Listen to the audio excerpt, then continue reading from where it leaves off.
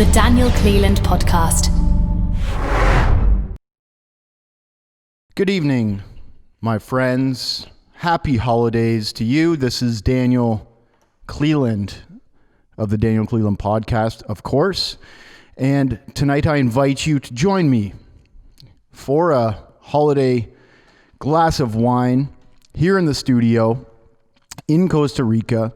I'm here by myself. I just got back here from San Jose. We've completed what I would say was an extremely enjoyable holiday season here in Costa Rica with my Costa Rican family, aka my girlfriend and her family, along with the remnants of the Soltara team, the incredible Soltara Healing Center team who stayed here for the Christmas break. There were just a few of us. And actually my sister, Catherine Cleland, joined me here in Costa Rica. She did a retreat just before the Christmas break. Her and her new fiance, Jack Morwood, came to Soltara before the Christmas break. They did a retreat with us. It was incredible.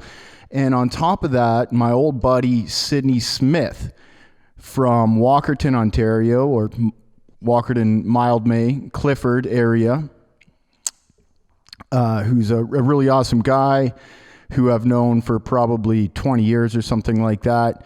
And so the three of them joined us in Costa Rica for a retreat. It was amazing. I actually recorded one of my first podcasts with my sister, Catherine, and she's actually a really interesting interview because her and her fiance, Jack, decided they wanted to travel the world, and they worked for 2 years and saved up $80,000 to go traveling, and they went and they spent 2 years traveling the world. So on one of these next episodes here in the next few weeks, I'm going to be releasing that podcast with Catherine as she goes into that and all about our adventures together, which included a little bit of ayahuasca, of course.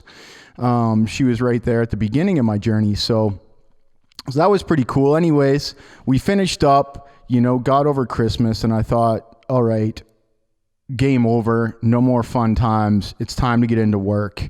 This life is about inches, not miles or kilometers or meters. It's about inches. Ed Milet always talks about this. You win by inches. The best athletes in the world win by inches. The best car racers in the world win by inches in some cases. But that's what it's all about, is just being inches ahead of your nearest competitor. So, you know what? I decided that I'm just going to, I had a few days of downtime, of family time on my vacation, decided to get right back into work. So here we are. It is December 28th. I'm in the studio, and we've got a big doubleheader podcast with Ben Pakulski tomorrow. benpakulski.com of Muscle Intelligence. Really big community, really awesome bodybuilder and fitness influencer and health influencer who's now getting into the realm of plant medicines a little bit and trying to bridge the gap between fitness and kind of spirituality, I guess you can say, the mind-body connection. So we get lots of really amazing things coming up, really amazing, announcements and projects that we're going to be working on this year. And of course, 2021's already getting off to an amazing start. I mean, we are hosting a New Year's retreat here at Soltara. Everybody just got there yesterday, full group. Most of the people were able to get through all the kind of COVID restrictions and stuff like that. And they're all here and they're all happy, and they're going to spend New Year's Eve setting themselves up for life, in the Maloka, instead of wasting their time in a club somewhere, even though that's a ton of fun. When I start talking about inches here, it's like you could either give yourself those extra 6 days of vacations, or you could work on yourself. You could work on building your dreams. You could work on building your goals. You could work on getting ahead those few inches in life that are going to make you just that much better than your nearest competitor. So, anyways, that's kind of where we're at right now. And so I just kind of told you a little bit about my life, where I'm at right now. And, you know, I'm 39 years old. I'm here living in Costa Rica. I've been an entrepreneur since I was, since 2013 was the last job I had. So now about, I guess, 7 or 8 years, I've been full-time entrepreneur. And I started my first company in 2011. So, you know, just almost 10 years now I've been doing business, doing entrepreneurship, and starting my company from absolute scratch. You know, I started it at a very small scale and built it up from there. So I've kind of experienced all the different levels of entrepreneurship and all the different phases and stages that I've had to go through to get to a point where, you know, here I am. I've got this great healing center. Of course, I have, you know, partners and other people invested in it. And I've got a really great team. And my great team has, you know, helps me run it to a great degree. You know, a lot of really great team members who some of you know, Melissa, Jesse, Matt, Ezio, you know, my dad's a big help there. And we have a whole bunch of facilitators and, of course, the healers who are absolutely incredible. So it's a huge blessing to be part of this big team and to have such great success with this team. But I can tell you, you know, it absolutely feels incredible. And here I am. I feel like I'm really on the path, as I like to put it, when you feel like you're going in the right direction. You feel like you're doing the most that you can do in a healthy way. You feel like you're contributing to Earth and you're contributing to people bettering their lives, and you're really enjoying the heck out of life. You know, that is really what's important to me. And I've always wanted to just enjoy life, but I always found it so difficult when I was kind of trapped in a job I didn't like and didn't have money to do the things I wanted and could never get time off and never had the freedom that I wanted out of life. I didn't have the adventure that I wanted in life. You know, I didn't have the relationships I wanted in life. I didn't have the success. And quite frankly, I didn't really have the self-love that I wanted in life because I wasn't doing what I wanted to be doing. So that's what I want to talk to you about tonight. Tonight, as I'm having a nice glass of red wine here in the studio by myself as I sit with you and share my personal story. That's what we're going to be talking about. This Solocast that I want to do, I'm actually redoing it because I did it a few weeks ago and we were just getting started, and I kind of started telling my story and I realized that it's a really long story and it belongs in 2 parts. Part 1 is before ayahuasca.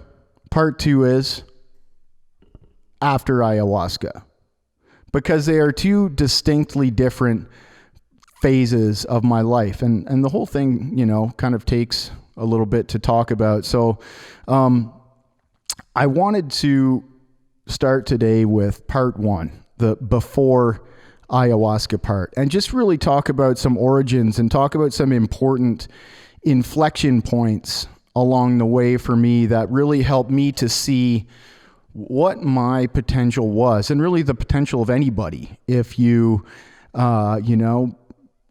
if you just fix your mindset and you follow your dreams and you commit to your dreams more than anything, and you put effort in, you apply yourself, you take risks, you have confidence in yourself, and you build confidence in yourself through your own actions. And ultimately, sometimes you just have to have faith in the outcome. And sometimes you just have to have faith that if you do the right thing, the universe will kind of bend in your favor from time to time. And that's called luck. But, you know, I believe also that you create your own luck. And really, luck is, someone said, I don't know who, but someone said, luck is where preparedness meets opportunity. And I totally believe that, because you never know when those opportunities are going to come up. So you have to get busy right now, and start making yourself better. Start leveling up in every way. And that's for me too. I had a ceremony a few days ago with my sister and Jack and Sid. And it was a beautiful ceremony. You know, it was just full of love and this pleasant kind of, feeling washed over me, and really showed me that I do need to level up. Yeah, I'm on the path and everything, but I'm still playing small. And there's a lot of things that I could be doing better. I could be taking bigger risks. I could be communicating better. I could be putting myself out there more. I could be treating people better. I could be doing business better. I could be doing podcasts better. I could be writing more books, etc., etc., etc. Why not do all that stuff when you have the time to do it? Because as 2020 has shown us, urgency is paramount. We do not ever have as much time as we think we're going to have. How many times have you ever actually made plans to do something significant and then got it done right on time? That never happens. There's always leeway in the time budget for extending deadlines, because it's very rare that you actually hit deadlines if you're doing something significant. So the point is, time is short. Time is very short. And you know what? I'm less than 1 year away from being 40 years old. And let me tell you, time is very, very short. So it's time to get busy. So anyways, with that kind of preamble right there, let me get into the story of my life before ayahuasca. So I grew up in a town called Walkerton, Ontario, Canada. It's a town of 5,000 people, very much a blue-collar kind of farm town. There's a power plant where a lot of people work, including my dad. A lot of people have regular trades, construction workers, linesmen, electricians, barbers and hairdressers, car mechanics, gas station attendants, things like that. My mother was a hairdresser. My father worked in a nuclear plant, and he started off in a very kind of entry-level basic position there. And over the course of 35 years, he worked his way up to have some senior management level positions in technology and IT and business analyst and stuff like that. So, he worked his way up, but at the end of the day, still, like a six-figure job. And, he did well in life. He saved, and he got, his pension, and he left, and, he's now an investor at Soltara, but, at the same time, our upbringing was fairly standard, fairly normal. There's, we always heard around the house, well, we can't afford this and we can't afford that. And, I'm not made of money and stuff like this. Those were common phrases. And that's actually something I refuse to say right now. I never say the words, I can't afford that. Even if I can't, I never say that. I never say those words. It's not a limiting factor on my life. But anyways, we had the basic cable or no cable at all. We had, furniture that we kept for 15 years. We always bought used vehicles, and they were always, kind of family vehicles. My dad had a 1977 TR6 that he had for a while, but that was kind of just a summer little toy he had since he was a teenager. So anyways, point being, it was nothing really special, my upbringing. And nobody really expected anything special from me. No one really expects anything special from anyone in my hometown. It's not a place that really raises remarkable people. It's not a place that produces remarkable people. It just isn't. There's not a lot of role models in the town. There's people generally kind of follow in the footsteps of what their parents do. And that's actually one thing that I ran into difficulties with later, because I never wanted to. And when I was kind of in my, like 20s, like early 20s and late teens and stuff, where all my peers were really following in the footsteps of their parents, and was kind of all like, parents were proud of them and all this stuff. I always felt like a bit of an outcast there, because I was not doing that. But, yeah, when people kind of follow in their footsteps of their parents, and when you're kind of growing up in a place like Walkerton, Ontario, there's just, not a ton of ambition. to be quite frank. There's just not a ton of ambition in the town itself. People don't really have huge, big visions. If a big vision in Walkerton is getting out and, moving to one of the cities around the town, Toronto or Kitchener or London or Guelph or Barrie, it's generally the people that I know, and great people. Don't get me wrong, fantastic people. I've got, I had a great group of friends and everything growing up there. And I still keep in touch with a lot of them right now. Fantastic people. I'm just saying, like,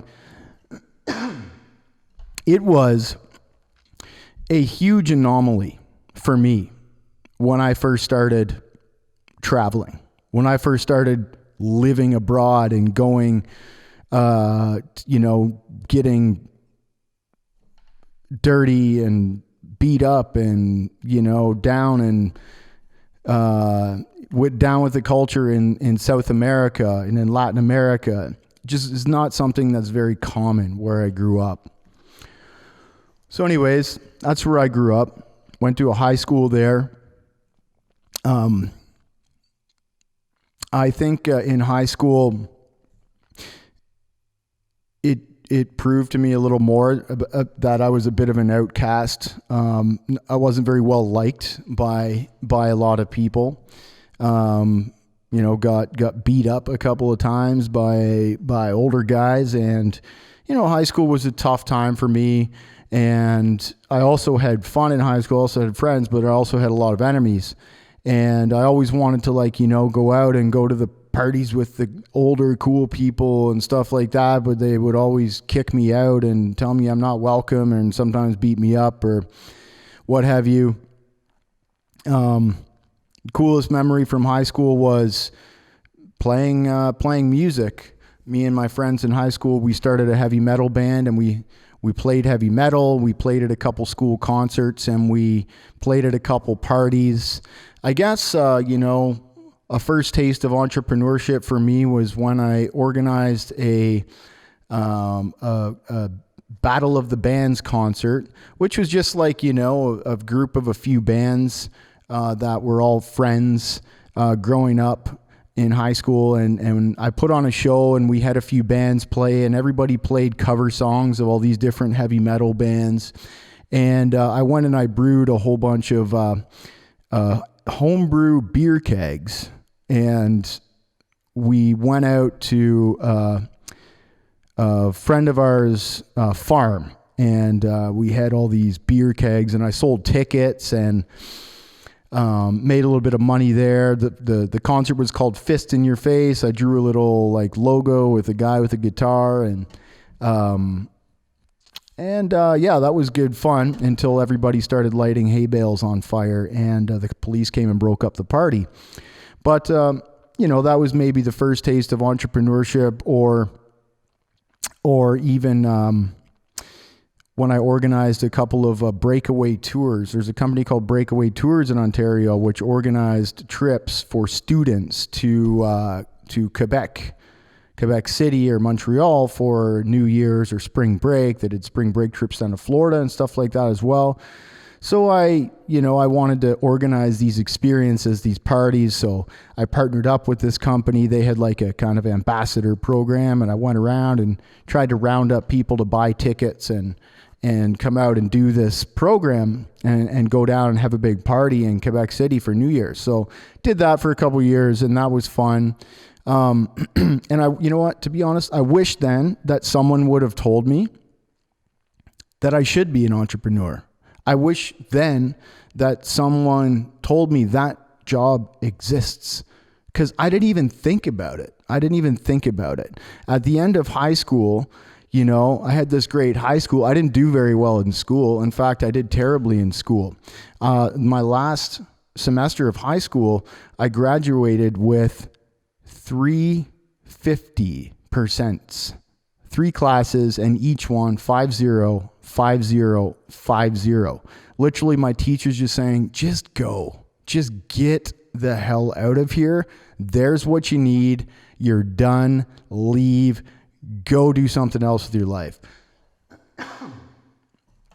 that's pretty much how my high school finished. And so, when they say go do something else with your life, what do? Well, back in those days, we didn't really have the internet. I mean, we had the internet, but it wasn't like it is today. I'm talking back in like 99 was when I was kind of planning to go to college. And so back then we had these college calendars, they called them, like basically a magazine with all of the different programs in it, right? And the different requirements. And, for me, university was totally out of the question because my marks were so terrible. The difference between starting grade 9 and finishing grade 12 is staggering. Just to give you, when I was in public school, I was a super tryhard. I was not like a Browner, but I was like a super tryhard. I took pride in my results, and I always did pretty well. And actually, in grade 8, I was student council president. Believe it or not, student council president. I ran a campaign, and I campaigned on having dance parties for the first time ever and bringing in a DJ at the little public school and stuff. So I won that. And so I was much different. I was also really overweight. I was really, really fat kid when the last few years of public school, super, super overweight. And then when I got to grade 9, I came into grade 9 being really fat, but there was the high school was like a combination of multiple different public schools. So now all of a sudden, all these new kids knew me. They didn't know me. They didn't have any respect for me. And here I was, this fat kid who wasn't any good at sports and, barely hitting puberty or not even hitting puberty. And, so actually people started teasing me in grade 9. Started calling me fat, started making fun of me, started pushing me around and, calling me all kinds of names and stuff. And I was like, whoa, this isn't what I signed up for. Girls wouldn't talk to me, and I was starting to like girls and stuff. So anyways, I decided that, I didn't want to be fat anymore. When I was in grade 9, I was sick of being made fun of. And I said, you know what? Fuck this. I am going balls to the wall and I am going to lose this goddamn weight. So I learned a little bit about health and fitness. Before I was eating McCain cakes for breakfast, for real. Bag after bag of Doritos, chips, chocolate bars, liter after liter of chocolate milk, pizza buffets, all you can eat, just stuffing my face. No joke. I used to go into friends, when I was over at friends' houses and they would have some wagon wheels or something in the cupboard. I would grab a few and go in the bathroom and scarf them down. I was just like a food addict, you wouldn't believe.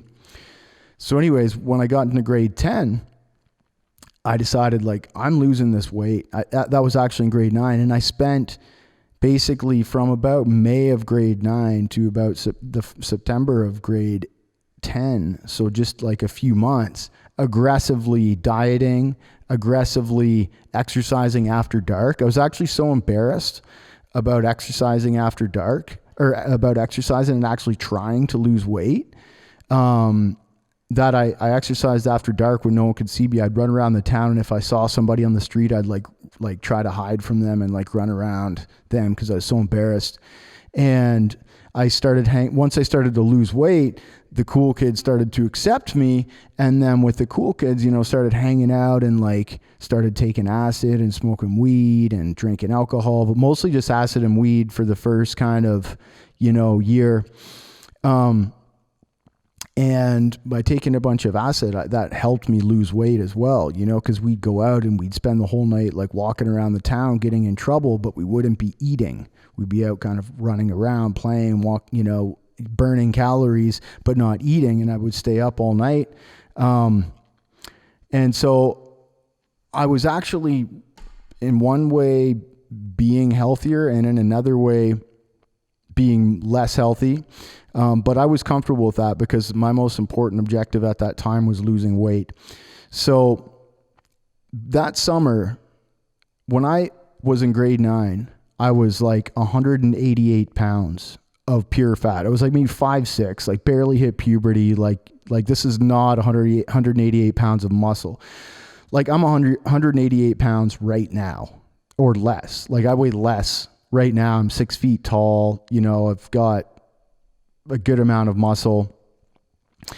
But back then I was not exercising. I was pure fat. I had serious man boobs and I was just like ugly. I looked at myself in the mirror after I weighed myself and I was 188 pounds. I'm like, dude, what the fuck have you let yourself get to? So anyways, I went aggressively into that. And over the course of those months, I lost 60 pounds. So when I go back to school, so we left grade 9 in like June. And then grade 10, I come back and I'm like 120 something pounds, 125 pounds, 128 pounds, went way down in size. Then I became super skinny, like a twig. I was like a twig. And everybody's like, whoa, what happened to you, man? And I was totally comfortable with people knowing that, or thinking that it was just the acid. Oh, I just took a bunch of acid over the summer, man, dazed and confused.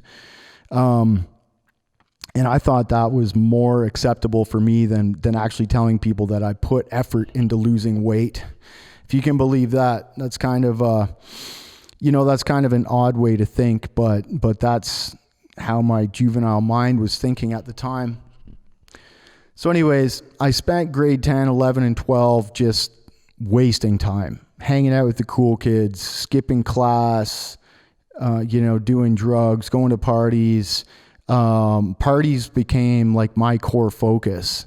And I was still working out, I was on the rugby team, but we'd go to games and all the guys would get together and drink on the bus and stuff like that and getting fist fights in the rugby games. And it was a real kind of rough around the edges town.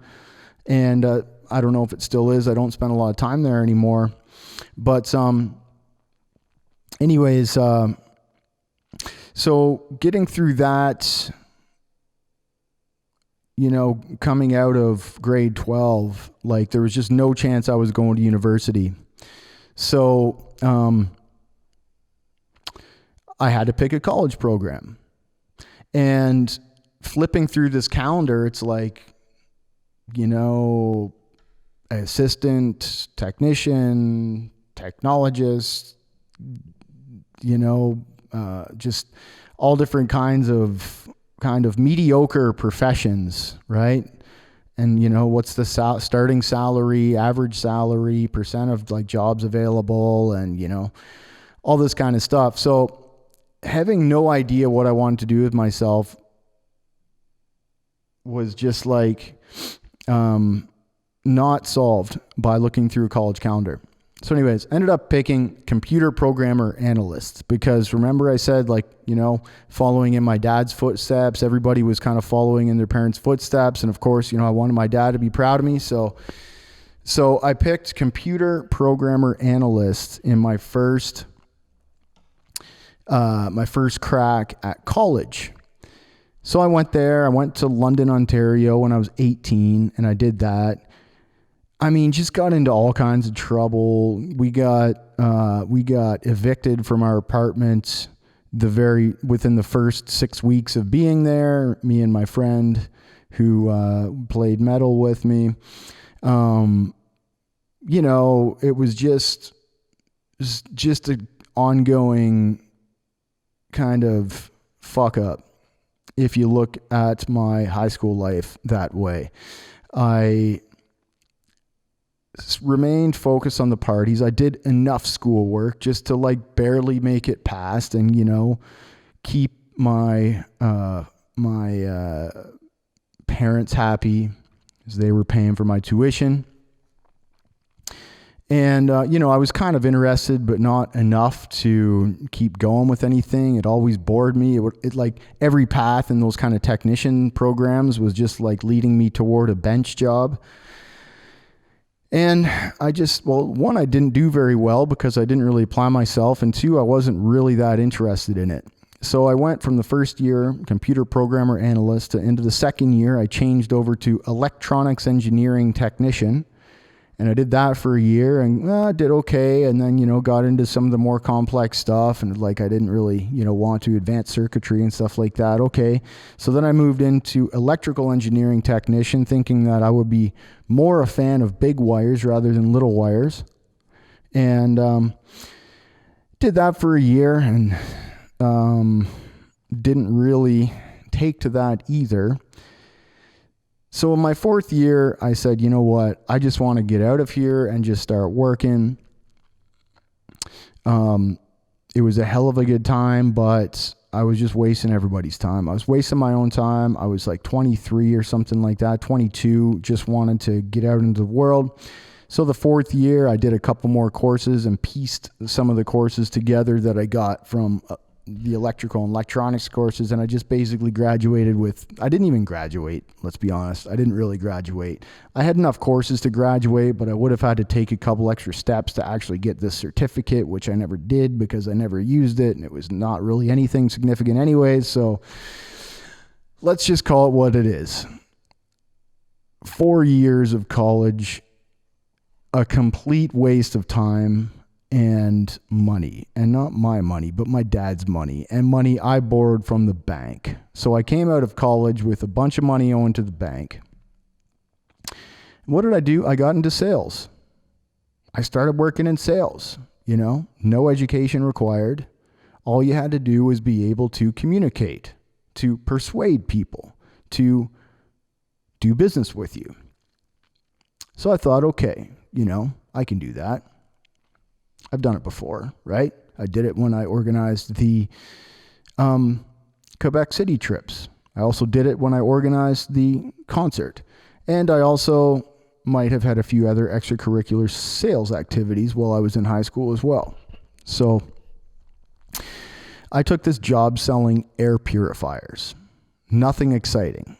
It was like a vacuum cleaner company.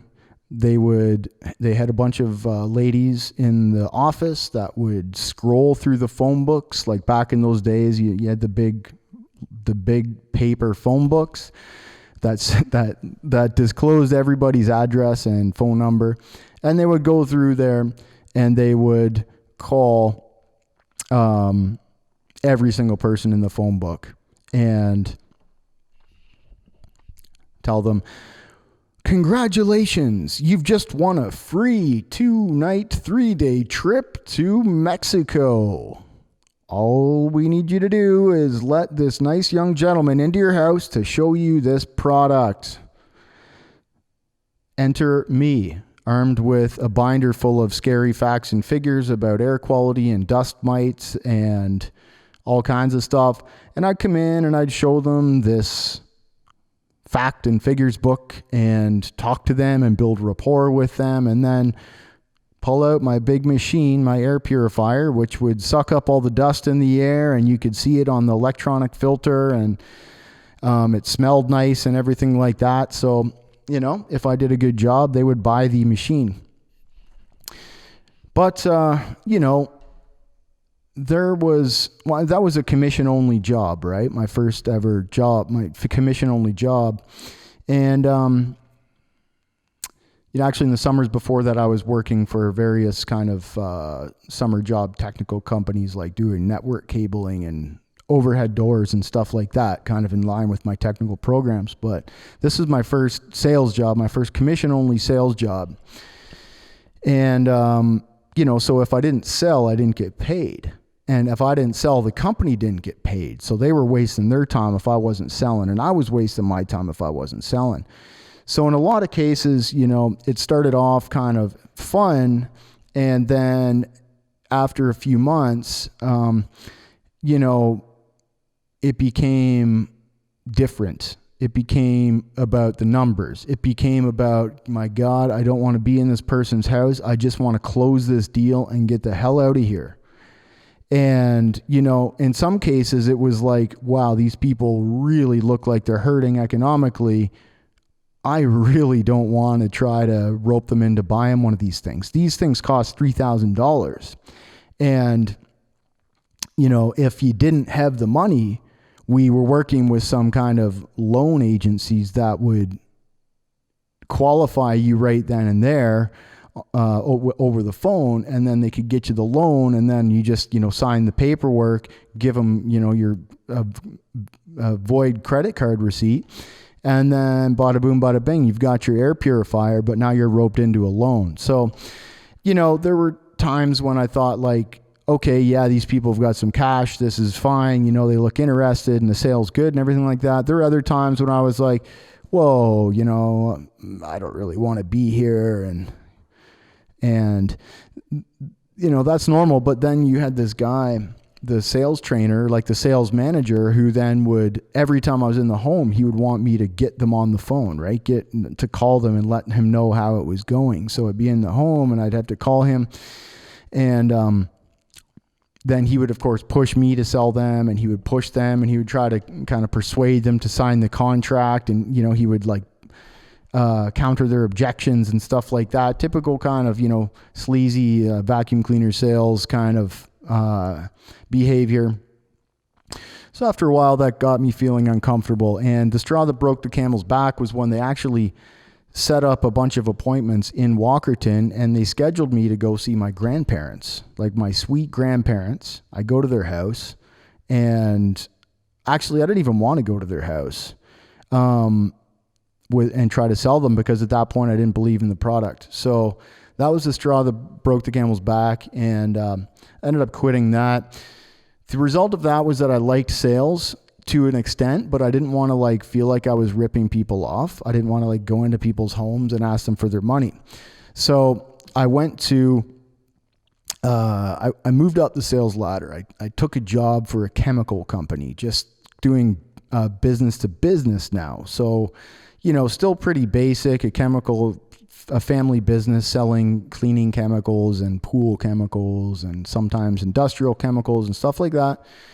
And I got there and I started doing this job, and it was more interesting because I was going business to business. So I felt like, if I'm going to be closing these people, they're people who are already making money, businesses who are making money, and this is a business expense. It's something they need anyways, so it's better if they buy it from me, et cetera, et cetera.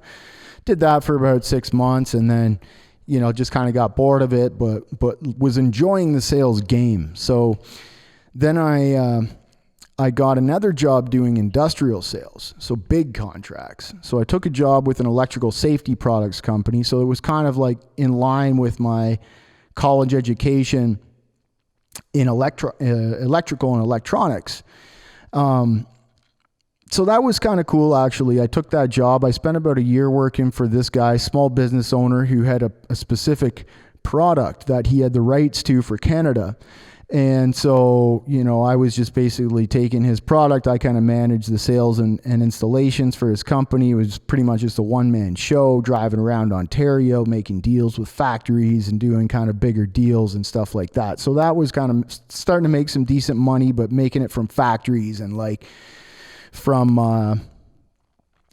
big production facilities. And then he wanted to grow out west to Alberta.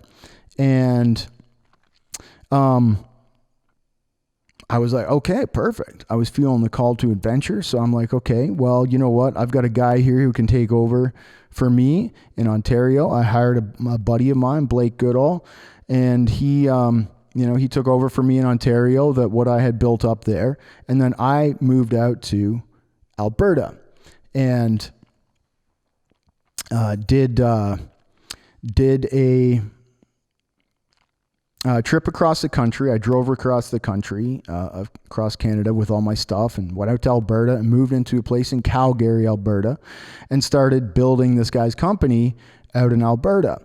So, that was also good. I ended up driving around the whole province of Alberta, going from factory to factory to factory to factory, started doing some contracts in British Columbia as well, my first time in BC.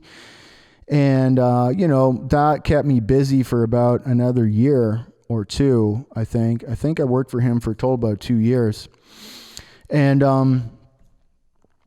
that kind of was like my last real moment of just being like a normal person, I guess. That's a weird way to say that. But so you can see how I kind of followed the traditional path there, going to high school, going to college, getting a job after college, just working, kind of doing, nothing real amazing, but just typical sales jobs, working in the trades and sales. And, after a couple of years, I just kind of got bored of that. And, there's a little bit more to it than that, I should say. And it involves a girl. There was a sweet Swiss miss that I was super infatuated with, who I met back in high school. She actually came with me on one of these trips to Quebec City. But she was always like dating one of my buddies. I was just captivated and I always wanted to get her for myself. And, I ended up going to visit her when I was like 22 or something like that in Spain. And we had a little kind of warmish encounter, and that like just got me fired up. And then so she actually came with me to Alberta, and she actually drove with me across the country to Alberta, and she lived with me in Calgary for a year maybe or something like that. I was living with a group of friends, everybody from Walkerton there. And, I wanted her so bad. I was dying for this girl, but she would never, ever give me a chance. I mean, we'd be like, get close, and she knew that I wanted her, but she would never. And she always had someone else. She always had another boyfriend, but we'd hang out, we'd be friends, like not the good kind of friends, but the worst kind of friends. So anyways, then just around the end of that time in Calgary, she split. She left. She was an adventurer, a world traveler, spoke multiple languages, and like just this real, I admired her. I admired her so much. And I always looked up to her, and like the fact that she ditched me because of my small mind, because I just, even if I went out to Calgary, I was still this small town hick from Walkerton with thinking small, drinking, doing drugs all the time, and just not really making anything out of my life. I was doing I thought what I was doing was really cool at the time, but she's like, dude, it's pretty standard what you're doing. I had a Kia Spectra, I was driving around a Kia Spectra. To all you Kia lovers out there, I salute you. But I thought that was a dope car. And she's like, not really. But she'd been around the world, coming from Europe, lived in Switzerland. She'd been all these European countries where they drive Audis and everything like that. And like, she was just way more advanced than me. So she left me in Alberta to go and work for the United Nations, right? And so I'm like, after she left, I was heartbroken. I grieved, and I didn't even like get anything with her. It was just like, I wanted and I could not have. I could see, but I could not touch. I could smell, but I could not taste. And to me, that was the most crushing thing. And you know what? I almost felt similar to when I did when I was in grade 9, and I decided, these girls aren't liking me because I'm fat. I said, you know what? Fuck this. I don't want to be fat anymore. So I lost weight. You know what? When I was then, I said, fuck this. I don't want to be boring anymore. I don't want to be some boring fucking hick from Walkerton anymore.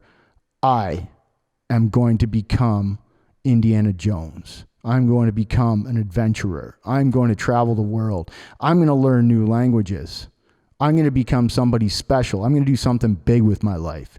You know what? And I think I probably just realized that was the turning point for me. That was the moment when I realized that the old me is dead.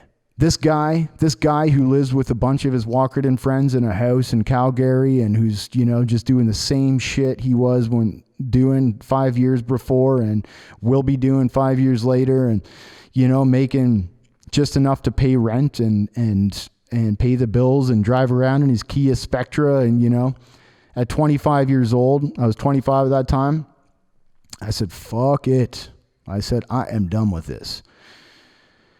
So I was craving a trip, and I decided, you know, I'm going to go to Brazil. I always kind of wanted to go to Brazil. I mentioned that we used to play heavy metal. One of my favorite bands was Sepultura, and they are from Brazil. They're broken up, but they used to play this really amazing music, and they used to, you know, sing some of their songs in Brazilian Portuguese, which I always thought was just this wicked language, a super cool language. They always had this like Brazilian tribal indigenous artwork on their album artwork and stuff like that. So anyways, I was called to Brazil. I wanted to go down and check out the jungle and the beaches and the women and the music. And like, I just thought Brazil was all like this big Sepultura paradise. So I booked a 6-week trip down to Brazil. I mustered all of my funds. I think I maxed out a couple of credit cards, and I planned the trip. I researched the country. I bought a big paper map. You know, I didn't have like a smartphone then. It was 2006. And, you know, I bought a big map, and I laminated it, and I got some dry erase markers so I could like map out my destinations and stuff. And I researched about all these different destinations. And I planned it out. And I flew down, I think, at the beginning of December in 2006. And I flew into Rio de Janeiro, and I spent a week there or so at a hostel there, made some cool friends, and that just really opened me up. It was like, wow. Then I went from this boring Canadian, you know, winter in December with all the same kind of small thinking people, and flew down to this place where like now I'm just surrounded by all these crazy mofos from different countries: Australians, English, Irish, Brazilian, Chilean, Spanish, New Zealanders, you know, Canadians, Americans. And I'm like, oh my God, this is amazing. And everybody's like in their 20s and 30s, or even like, you know, 18, 19, whole bunch of really, you know, beautiful young ladies, kind of always, you know, beached out and everything like that. And everybody was traveling and interchanging languages and interchanging cultures. And I'm like, whoa, this backpacker hostel is the coolest place I've ever been. It immediately took me. And like, I'm like, oh, this is just amazing. I'd go down to the beach and I'd work out on the beach, and I was like going to the gym and then eating in all these Brazilian restaurants, learning Portuguese. I bought a CD-ROM, you know, before I left, and like learned some Portuguese. So when I got there, I could like practice Portuguese with people. I was totally sold. And I did this wicked 6-week trip. Went from Rio de Janeiro down to Ilha Grande. From there, I went down to Paraty. Then from there, I went down to Florianopolis. And then from there, I came back up to Rio de Janeiro. And in that trip, after I got back to Rio, when I say Rio de Janeiro, that's how they say Rio in Brazilian. When I got back to Rio, I got back there for New Year's. I spent Christmas in Floripa, and then I got back to Rio for New Year's and stayed at this hostel again that I stayed at the first week I was there in December, and partied it up for New Year's. Oh, it was a good time. You know, all the fireworks on the beach in Rio and Copacabana. And, you know, it's like weird. It's like I was there for 6 weeks, and every week I had like a new fling with a new like love. Like I fell in love with a different girl every week. It was just people moving around and like, you know, you like intersect. And then when I got back for New Year's, I fell in love with this Brazilian Italian girl called Renata in Portuguese. And man, she was great. She was beautiful. And the people in the hostel actually offered me a job. So I ended up spending my last few weeks at that hostel. up working on the rooftop patio bar, shaking caipirinhas from about 4 p.m. until 11 p.m. every day, and then partying from 11 p.m. until about 4 a.m. every day. And I was hanging out with this beautiful girl, Renata, and making all these cool friends. I was working on the bar with this dude from England named Henry. He was awesome. And man, it was just like the coolest thing. I was hanging out with this group of Australian guys, Smack and Pecker and Bluey and Dingo. And I just totally changed my life. And then when my friend Pedro drove me back to the airport, he's this Brazilian guy who was working with the hostel doing airport transfers. I was like, I told him, man, like I had tears streaming down my face. I'm like, man, it feels like somebody's tearing my heart out right now, leaving this place. And he says, well, my friend, I guess you know where to find your heart when you want it back again. So I was like, fuck, dude, you nailed it. Like, I'm coming back here. This is where my heart is. So I go back to Canada in the middle of January to my old job, right? And if you know anything about Calgary in the middle of January, it is cold. It is so cold. You have to plug your car in. Cars always have like a little electrical cord dangling down with an outlet on it, with an electrical plug on it, because sometimes it gets so cold your car won't start. You have to plug your block heater in so that the car will actually start. So I go up from like midsummer in Rio on the beach wearing nothing but board shorts and bare feet every single day, going back to this frozen wasteland of winter, to this shitty job, driving around my Kia Spectra in Calgary. And I get there and I'm like, is this even a decision? Like, fuck this. Fuck this. Completely fuck this in every single way. I am not doing this shit anymore. I'm going back to Brazil. So I did, man. I didn't have any money. I was totally broke. I spent all my commissions. I didn't make a salary for those 6 weeks that I was off. And, I had maxed out all my credit cards. I had car payments that were late. Like, I was one broke ass man. And so I needed to find a job to get me back to Brazil. Now,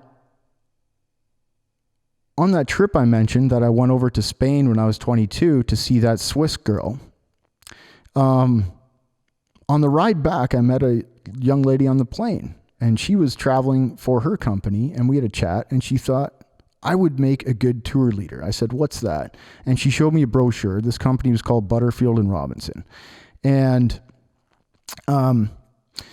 so I had that idea in my mind. I looked up this company beforehand, like, years before, when I was 22, 23. And because at that time I wanted to go back to Spain to be with the Swiss girl. But anyway, so I tried to get a job with this Butterfield and Robinson place in Spain, but they didn't ever hire me. My Spanish wasn't any good and all that kind of stuff. That didn't work out. Plus the Swiss girl wasn't interested in me anyways.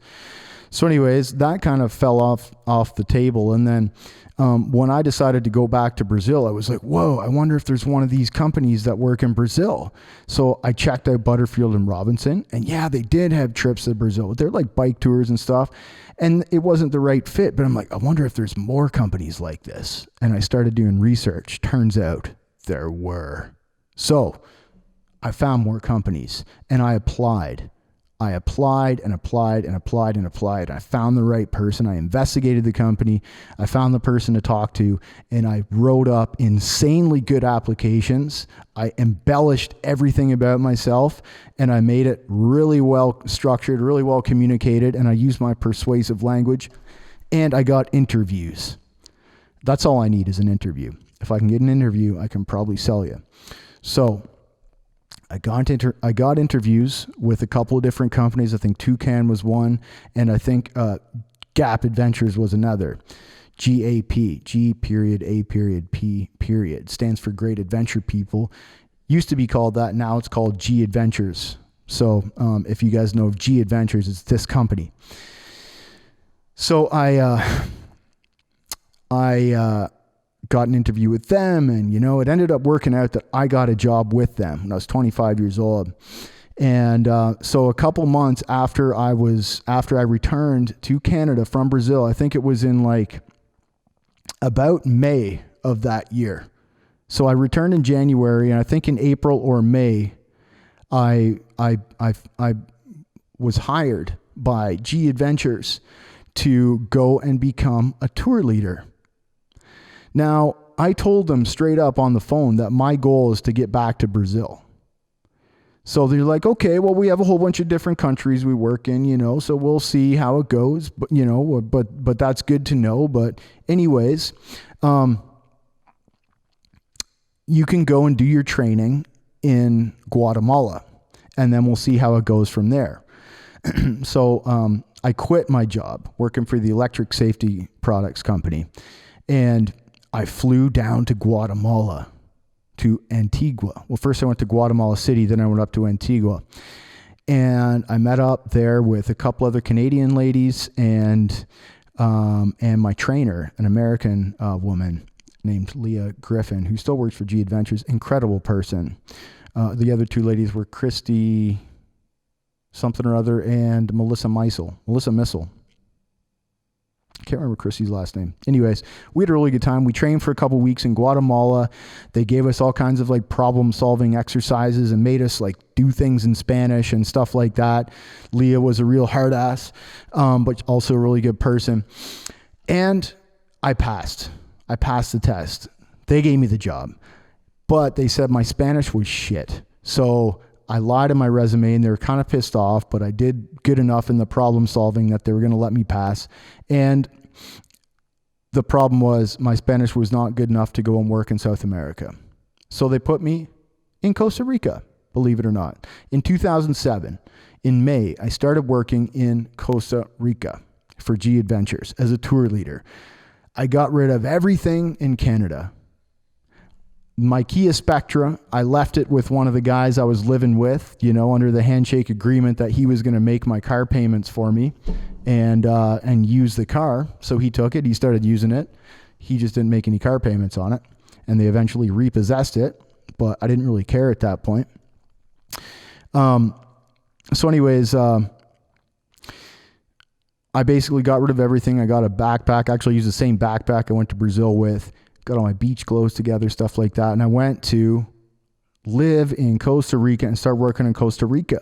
The first trips that they gave me were leading groups of people, maximum 15 people, groups from all over the world, all these different countries, on this 15-day trip from San Jose, Costa Rica to Puerto Viejo, Costa Rica, to Bocas del Toro, Panama, down to David, Panama, and Boquete, Panama, and El Valle, Panama, and Panama City.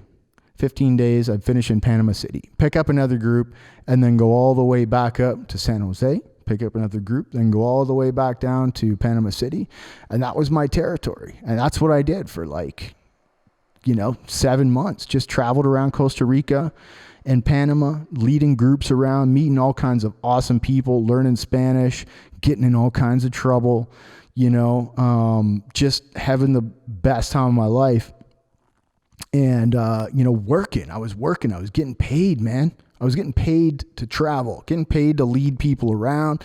It was only $25 a day, but all of my expenses were covered. I had a food allowance. They paid for all my accommodations and transportation, everything like that. And sometimes people would leave me tips. So I was actually able to basically travel around. I was on a shoestring. I was like a budget backpacker traveler. I was really hardcore, really rugged.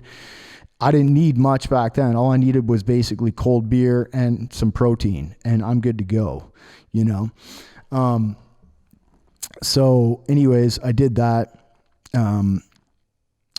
And practiced my Spanish a bit. And then guess what? In December of that year, 2007, they called me up and they said, "We got an opening in South America, man. Do you want to go?" I'm like, hell yeah, what trip is it? They told me what trip it was, and I just about lost my mind because it was 42-day trip from Caracas, Venezuela to Rio de Janeiro. 6 weeks, one trip, 6 weeks, called the Amazon and Atlantic. And I looked at that and I'm like, wow, man, this looks like the mother of all adventures. So in December of that year, just before Christmas, I had to fly down from San Jose, Costa Rica. I remember the day I flew. I remember the day I flew to San Jose. I remember looking at like the city as I flew over top of it. Flew down to Caracas, Venezuela. And I remember getting to Caracas and grabbing a bottle of Venezuelan rub in the airport and jumping in the first like taxi it was like an American muscle car with this dude. Like Venezuela was an interesting country in 2007. And so I cruised, through Venezuela into Caracas, get to my hotel down in like, I think the Grand Sabana or something like that. Was not a pretty neighborhood to stay in, let me tell you. Dumpsters full of trash on every street corner, rats openly running around, heard a couple gunshots and saw someone running away. It was definitely sketch balls. But anyways, I was in Venezuela, got to Venezuela, and was there to start my new trip. So I picked up a group of 8 people in Venezuela, 7 women and 1 man. It's not as good as it sounds. Believe me, there are 7 women that were all completely different ages and completely different personality types, from 18 to 62. One teenager, 1 in her 20s, 1 in her 30s, 1 in her 40s, 1 in her 50s, and 2 in their 60s. And, none of them liked each other. They're from all from different countries. And the one dude that was there was like the most like rude, interpersonally inept person. And all the ladies couldn't stand him. And I couldn't stand him. From Australia, worked in the mines in Australia, went to an all boys school. And, so that was 6 weeks. And it was my first time in all of these places. And yeah, I had a little bit better Spanish, but it wasn't that good. And my Portuguese wasn't that good either. So we basically traveled through Venezuela, from Caracas to Santa Fe, on the beach. We spent Christmas on the beach. And then we went from Santa Fe down to Ciudad Bolivar. And from there we went into Canaima National Park in the Grand Sabana. And checked out Angel Falls, Salto Angel for you Spanish speakers. And then we spent New Year's in Santa Elena on the coast of northern Brazil and Venezuela. So we went through Venezuela, got to the northern border of Brazil, cut into Brazil just after New Year's that year, and went by land down to Manaus, this big metropolis in the middle of the Amazon, where we did our Amazon jungle. Like I was like, Amazon jungle, yes. Like I always wanted to be in the jungle. I've loved being in nature since I was a kid. So we did Amazon jungle trips and hung out in Manaus, and then we took a riverboat for 5 days down the Amazon River. So like this boat, kind of a real low quality cruise ship kind of thing, traveling from Manaus, Brazil, all the way down to Belém on the mouth of the Amazon River. And then in Belém, we got off, and then it was by land, the whole way by land, by buses, by cars, by taxis, all the way down to Salvador da Bahia. So there were multiple stops there. Like there was like Caburé, São Luís, Barreirinhas, Olinda, Recife, Natal, various places, Jericoacoara, Fortaleza, all these different places along the northeastern coast of Brazil, getting down to Salvador da Bahia, where we spent by the time we got down to Salvador da Bahia, it was Carnival 2008 in Salvador da Bahia. So I spent the first little bit of Carnival in 2008 in Salvador. It was actually pre-Carnival in Salvador. And we got down to Rio just in time for Carnival 2008. So we got down to Rio. I went to the same hostel in Rio that year and met with a bunch of people who I was there the year before with, except I left before Carnival the year before. So I got there, did Carnival with my group. It was crazy. It was like, to me, that was a real pivotal moment for me. That was a real, not pivotal, I would say like confirmation. That was confirmation to me. When I got down, I was like, yes, look at that. I wanted to get back down here. I was committed. I set my mind on it. I got ingenuitive about it. I tried to solve the problem. I found a creative way to solve the problem, and I executed on it. I kept my mind on it. I executed on it. And I managed to get back to this place where I originally wanted to go, and I did it without paying for it. I didn't pay for it. I didn't have any money. I couldn't pay for it. I didn't pay for anything. I did it all with hard work, with selling myself, with being creative, with learning and adapting and working hard and applying effort and taking risks, taking a lot of risks that year. But I got right back to where I wanted to be. And to me, that was a huge affirmation that yes, I could do things. And it was almost a spiritual realization. It was a spiritual moment, realizing that when I got back down there. So then I accomplished that goal. I achieved that goal. That was what I wanted to achieve. And then, I kept working for that company. I picked up another group right after Carnival in Rio, and I took them all the way back up, all the way up to Salvador, all the way up the coast of northeastern Brazil to Belém, went all the way back up the river, 6 days going back up the river rather than 5, got to Manaus, did another jungle tour, then went all the way up overland to Boa Vista, Brazil, and then cut into Santa Elena, Venezuela, and then went up to Salto Angel, and then went up to Ciudad Bolivar, then went up to Santa Fe, then stopped in Caracas. And then in Caracas, I picked up another group and went all the way back down, except the third time I got to Rio, and instead of giving me another trip back up, they gave me a 17-day trip from Rio to Buenos Aires, Argentina. Buenos Aires, Argentina. So I ended up taking that same group that I picked up in Caracas all the way down to Argentina over 59 days. I worked for 59 days straight. And after that, I was like, all right, man, I'm done. I've had enough. I was tired. And I also wanted to do something a little bit more with my life. This was now starting to get to be routine, my languages were getting better, but like just constantly traveling, constantly being with tourists, constantly, drinking and partying. It was starting to get to be routine. Speaking of drinking, I'm going to have a little sip of wine right now.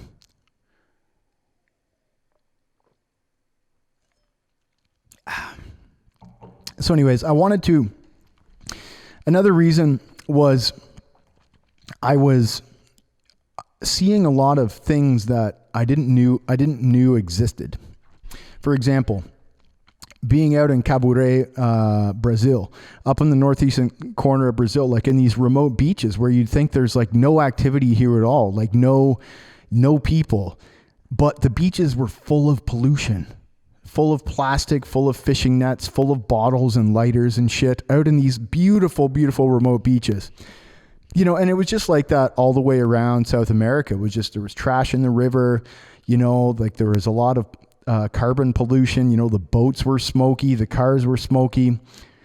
And there were glimmers of hope, like in Brazil, they run a lot of their cars off of ethanol and stuff like that. But I just saw things that inspired me to want to do something bigger. I've always been kind of like an environmental a little bit, environmentalist. So anyways, after achieving my goal and getting back down to South America, I wanted to pursue an actual higher education, not like just a technical job. You know, I was more worldly. I was speaking different languages. I was older. I was, 26, 27 at that time.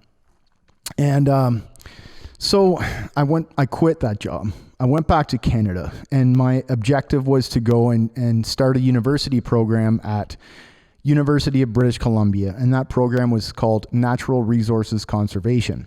That was my objective. That's what I wanted to do, environmental management. So I go back to Canada. I put together my college application, my university application for UBC, and I get denied because, of course, as I told you, my marks were absolute shit all through high school and all through college. I looked like a total idiot. I looked like a total flunkard. I know I'm not, but they don't know because they don't know me. It's just terrible. And so, those kind of records, people use that to judge you. And, I knew that it was just because I didn't apply myself, but how can you even explain that either? So, what, are you not going to apply yourself in the new thing either? So anyways, I was still set on this program, but what they said was your marks aren't good enough to get into UBC, but what you can do is possibly apply at a secondary school, not a secondary high school, but like another school in British Columbia that has university transfer programs. So that's what I did. I ended up going to Okanagan College, where I did university transfer programs. I did a year of university transfer programs. I had to upgrade my grade 12 math course. So I took grade 12 math. I took high school math when I was 27 years old, and I took grade 11 English when I was 27 years old. And I took a bunch of university transfer programs on top of that at this, when I moved to Kelowna, British Columbia, and I did this study because my objective was to upgrade my transcript and show that I could do something, that I was more mature now and that I could do something. So I spent a year there, 2 semesters, and I actually applied myself and I tried hard and I did well. I graduated everything with 85 average or something like that. Not insanely well, but pretty well. Well enough that, I felt proud of myself and I was pretty happy. I was in a pretty good place. I was pretty stoked. So then actually in 2009, so I started that in 2008 and went over 2008 to 2009. And in 2009, I was in an environmental issues course in the university transfer program. And my professor, Stephanie Bunn-Clark, she announced to the class that she was doing a field trip to Vanuatu in the South Pacific with a stopover in Australia, in Brisbane. And this would be a conservation assignment, a population density study on a type of crab, of coconut crabs that are endemic to Vanuatu. And my sense of adventure got the best of me. I decided to go on this trip, even though I didn't have the money. She had organized it so it would be considered a full-time trip so I could apply for student loans to use on it. And I went there, and, once my sense of adventure got kind of moving, and actually there was a really stupid kind of thing that happened a couple years before that, or a little bit of time before that. My sister Emily loves to go to these psychics, and she went to a psychic one time, and the psychic told her that I was going to move to Australia and find this beautiful girl and fall in love, and it was going to be great. And of course, as I explained, my luck with women was not the best at that time. So anyways, I kind of heard that, and I had this already in the back of my mind that I was going to go to Australia and fall in love with a beautiful woman from the psychic who told my sister that. And so when this opportunity came up, I was like, ooh, maybe this is it. And so I got excited. My sense of adventure kicked into gear. And then, so before I left to go on this trip, it was like a 3-week trip or something like that in May or June of 2009. And I applied for a university with my newly achieved course credits with my new transcript from this year that I did in Okanagan College with these like half decent marks. I applied at James Cook University in Townsville, Queensland, Australia, for an environmental studies program, something like that. And so anyways, I kind of told myself like, well, if I get this, if they accept me, I'll take it as a sign from the universe, and I'll fucking do it. I'll stay. So I'm in Vanuatu, and guess what? They respond and they say, congratulations, we've accepted you to James Cook University. So I'm like super thrilled. I'm like, oh, sense of adventure overload. And then our stopover in Brisbane was at the end of the trip. So after our trip to Vanuatu, we went back to Brisbane. We spent like maybe a week there, something like that. And as soon as we got to Brisbane, I knew that I was accepted, and I was like, okay, like overdrive, let's go. The student group was going around and doing activities. I was like looking in the classified ads for jobs, and I found a couple of jobs that I want to apply for. But the one job that I had success with was this like a sales job, right? A door-to-door sales job. I didn't really gather the full gravity of it until I kind of went to get started there.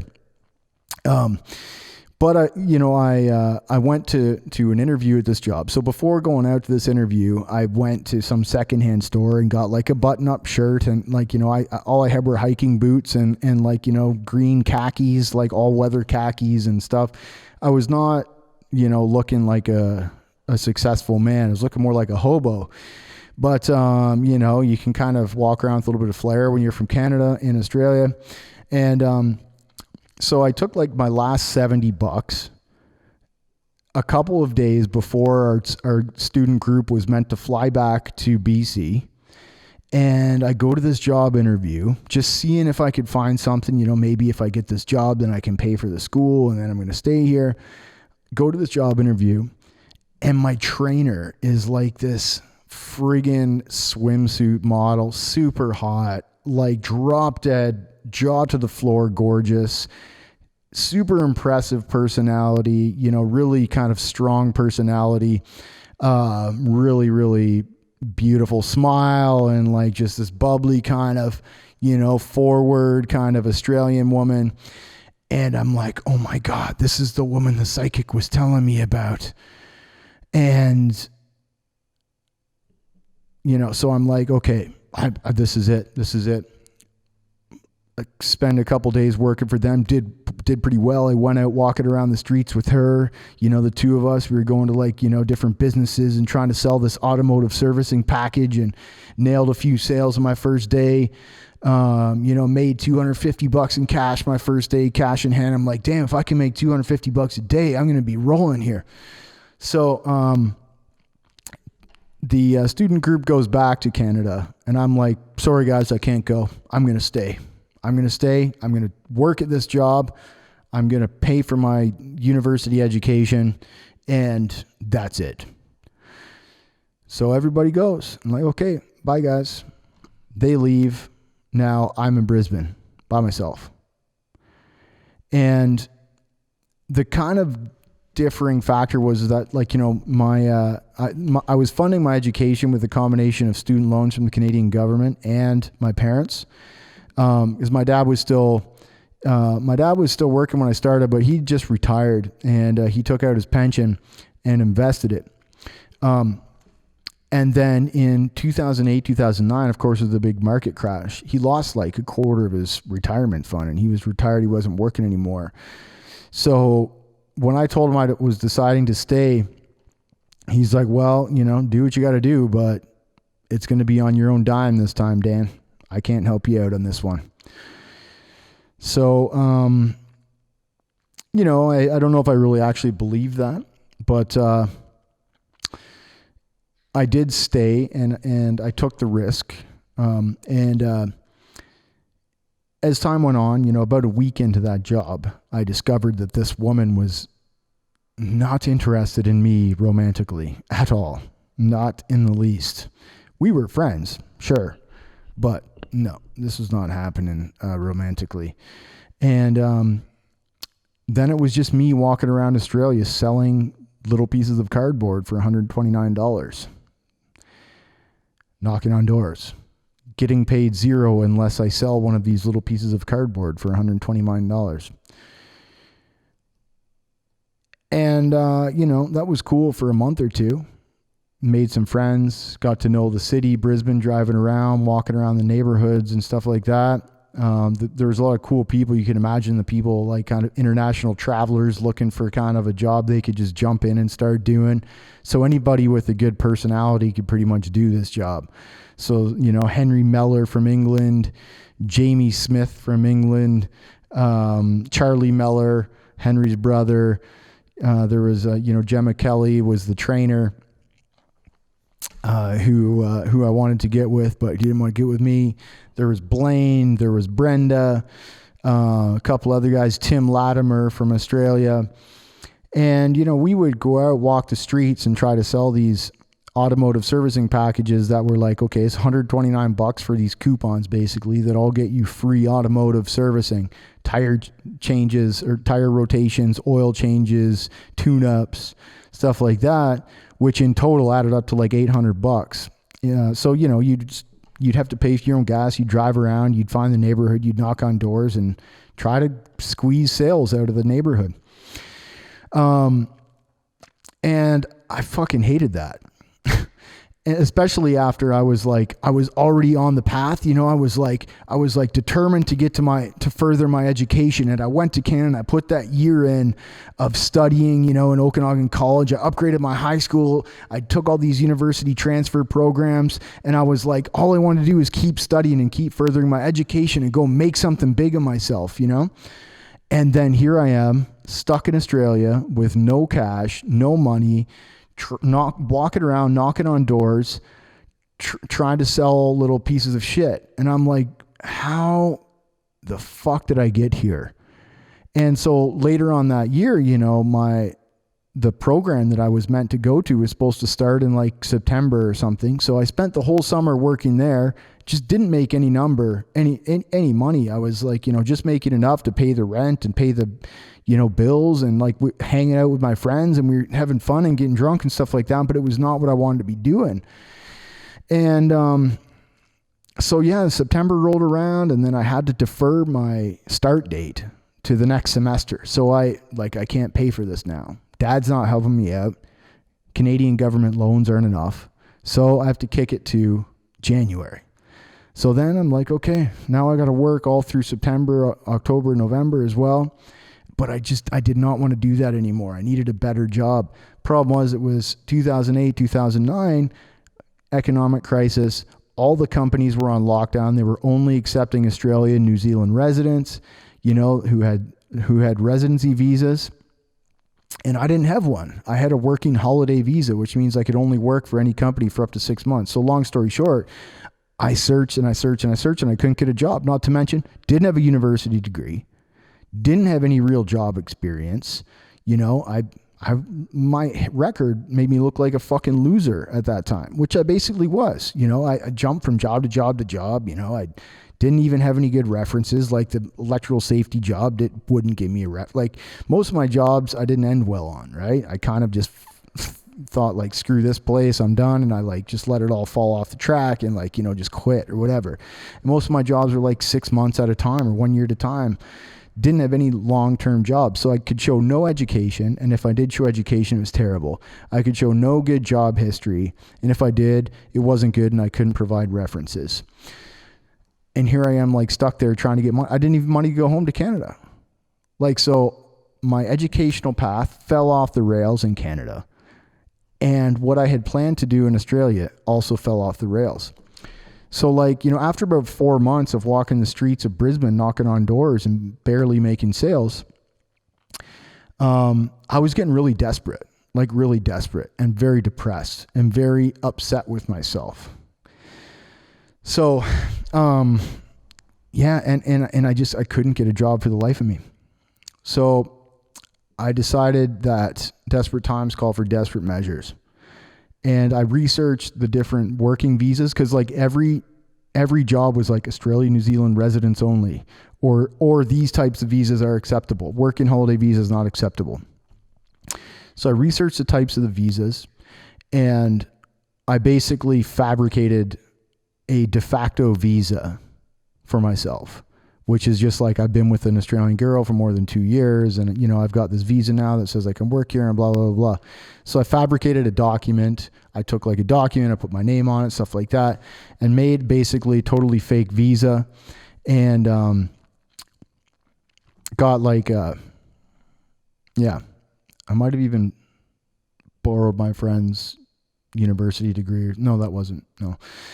Anyways, so then I started applying for jobs as an Australia resident. And then, I started getting some interviews. And then I was able to use Gemma, that super hot trainer, to speak some good words about me and talk about how good I was. So, but I was still applying for sales jobs, right? That was basically the only thing I was really qualified to do. Anything else was like, well, what degree do you have? Well, I don't have a degree. And maybe back then, you needed more degrees than you do now. I don't know. But I think to get in any job, people want to know, like, how do you know anything about this industry? Like, what's your experience? What are your talents? Why are you excellent for this position? Not why do I do you this favor, but why are you going to bring me some value for this? So anyways, I finally land a job with a solar power company.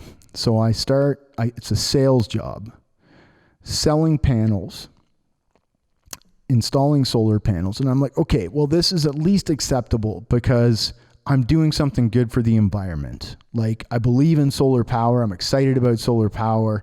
I'm worried about climate change, and I can do sales. And this job came with a base salary. So it wasn't just pure commission. It was like, okay, at least I get a salary, for God's sakes, plus commission, and they give me a car, and they give me a phone. So, I had the interview with this job. I took this job, and I started training for this job.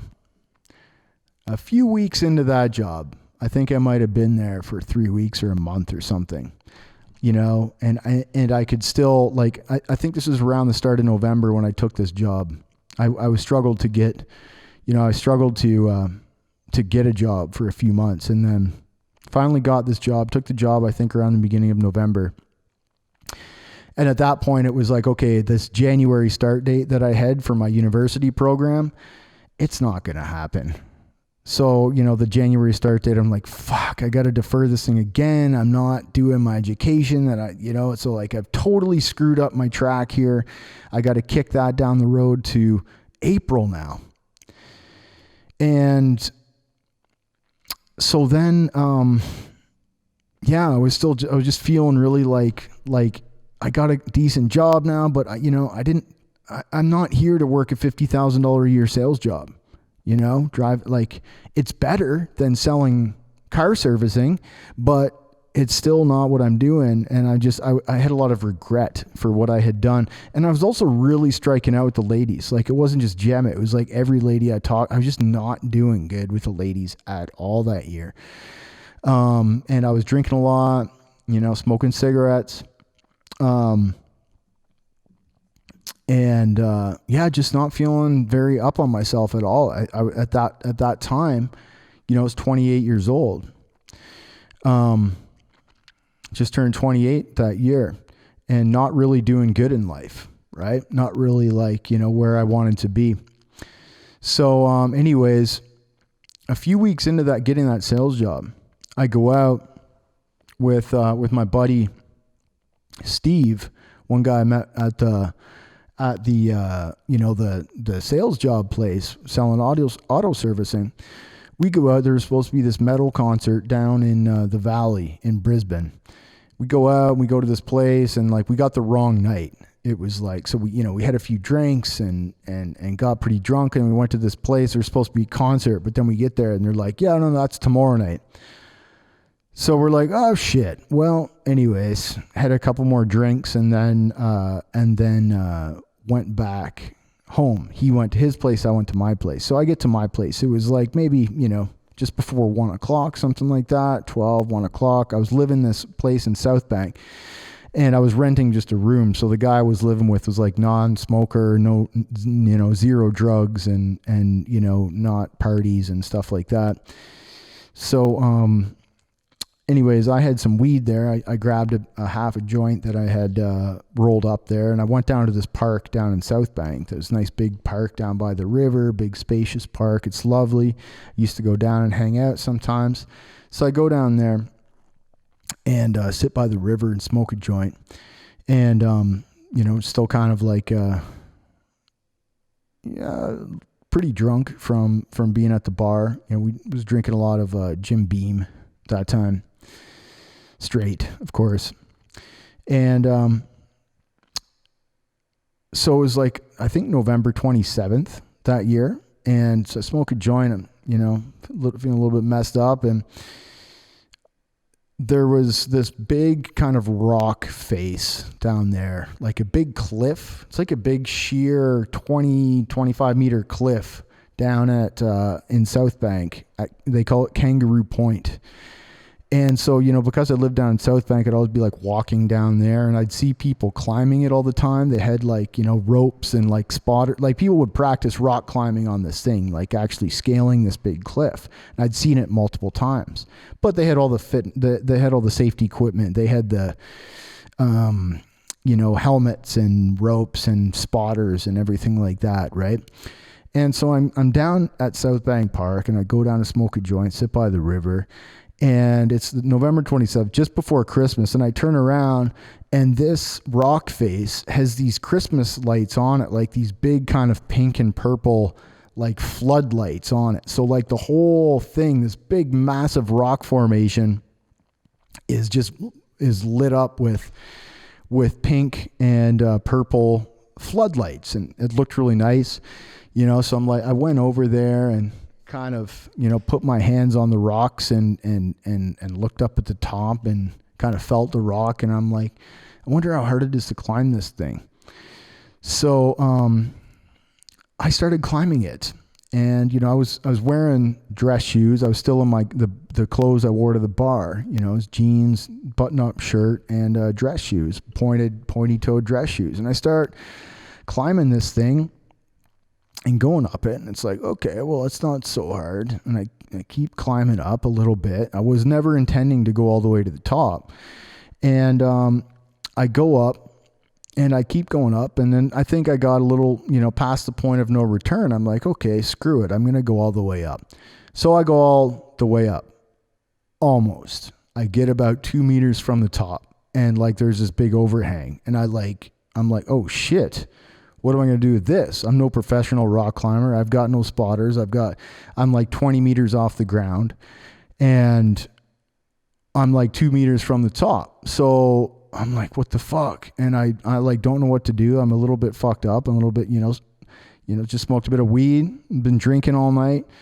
And I started to get nervous, and I start to like panic, and my arms start to shake, and I'm like, oh shit, what the fuck am I going to do? I look down, I start trying to climb down, and like, I'm like, in these pointy toe dress shoes, I can't see because it's dark, and I'm like trying to get down. It's like, whoa, that's not going to work either. So now I'm stuck way out there on this cliff, and I don't know what the hell I'm going to do. My hands are getting weak. My arms are getting weak. My knees are getting weak. And so I'm like, in the moment, I tried to jump and reach the top part, the overhang, to pull myself up. Totally missed it. And free fell 20 meters to the ground. Smashed my femur